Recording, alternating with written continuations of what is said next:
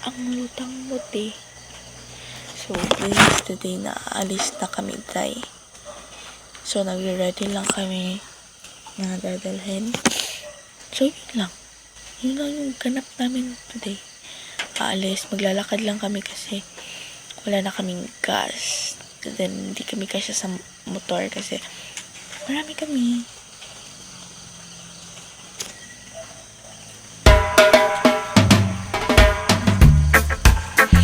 Kagising ko lang, guys. Actually,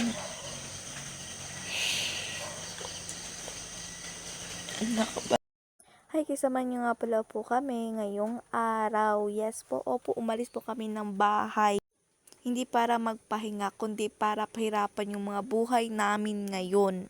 Kasi naman, grabe po yung nadaanan naming paghihirap dyan. Lalo na nung nasa truck pa po kami kasi grabe po talaga yung daan dito, guys. Pag uwi nga namin, sobrang sakit ng katawan ko. Pero bago ang lahat, magkukwento muna ako kung paano kami napunta sa gantong sitwasyon. So, simulan na natin yung kwento. Ganto kasi yan, guys. Meron po kasi kaming pinuntahan o dinaluhan na ritual. Itong ritual na to, guys, ay nakasanayan ko na po. Kada May 1 po ang ritual dito. And sa mga tribe po ito. Sumama lang po ako nito sa lola ko at nakasanayan ko na nga tulad ng sinabi ko. Ito po kasing lola ko, guys, is bae po siya. Hindi yung babae Oo, babae yung lola ko, pero iba naman yung bae. Kung Bisaya kayo, alam nyo po kung anong ibig sabihin ng bae. So, balik tayo dito sa pangyayari. Ito na nga po kami, dumadaan na po sa mahirap at naglalakad na lang. Di po kasi makakapasok dyan yung sasakyan o di kaya motor. Ito po kasing nire-ritualan, isa pa po to at napagitnaan po to ng mga bundok. Kaya kailangan pa po naming bumaba para makapunta sa sapa. Pagdating nga namin ay late na po kami kasi sa pangalawang ritual na po kami nakaabot. Pero eto na nga, guys, sobrang hirap po ng daan, as in sobra. Sobrang hirap nga, ayun, nakarating din naman kami ng safe at nakababa kami ng safe. Ito nga pala yung maganap namin sa tent. Itong tent na to, guys, is hindi po to sa amin, kundi sa kaibigan ng lola ko. Sa part na yan, guys, is umuulan po, kaya andyan po kami sa loob ng tent at nilagayin ko na lang po ng cup yung cellphone ko para hindi po mabasa. Sobrang hirap ng pinagdaanan namin, kaya todo opo at todo kain na lang po kami pagdating sa lugar. O pagdating namin sa destinasyon namin, ayan, todo lamon na lang. At syempre, nag-invento kami ng makakain sa sobrang gutom. Wala pa kasi yung pagkain dyan na naluluto, kaya itog na lang yung tinira namin. Itong itlog na to ay baon lang po namin at ayan, kinain namin, muntik na nga yung maubos eh. Sa totoo lang, guys, ang ganda ng view dyan, pero nga lang, ayan, di ko na ako na video ng view. Lamon na lang kami ng lamon dyan, guys, para lang maibsan yung gutom namin. Iba kasi yung gutom, guys, kapag pumunta kayo ng bundok o nag-hiking kayo, alam nyo yan. Sila lola niyan, guys, is na sumali na sa ritual at kami naman ng kasama ko ay nasa tent lang. Sapa po yung pinuntahan namin at marami na pong mga batang naliligo dyan. Pero hindi kami naligo kagad pagdating, nagpahinga muna at matagal-tagalin po talaga kami nagpahinga, ilang oras at nakatulog na nga kami dyan sa tent. Ako kasi, guys, is matagal po talaga ako naliligo kapag pumupunta kami dyan. Kapag ritual po kasi, hinihintay ko pa talaga na magpapaanod sila ng pagkain sa sapa. Kasi kapag naligo ka na, nauna ka nang naligo, pag nagpaanod na po sila ng pagkain o nag-ritual na po sila sa sapa, aahon at aahon ka. Bawal po kasi na may tao sa sapa. Kapag nagpadaloy na po sila ng pagkain dyan sa sapa o nagpaanod na po sila ng pagkain, aahon kayong lahat at walang matitira sa sapa. Ewan ko kung anong rason kung bawal, pero yun po yung nakasanayan ko.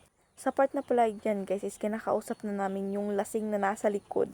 Huwag kayong mag-alala kasi yung lasing na yan, hindi pa naman yan gising kasi tulog nga ako. Wala lang, pinagtripan lang namin ng kasama ko yung lasing. Buti nga di nagising kasi kung nagising yan, siguro sapak yung aabutin namin. So, dapat nga pa yan, guys, is dito kami matutulog o dito sa location namin. Ikas, naubusan kami ng gas. At saka umulan din po ng gabi, kaya di na kami natuloy.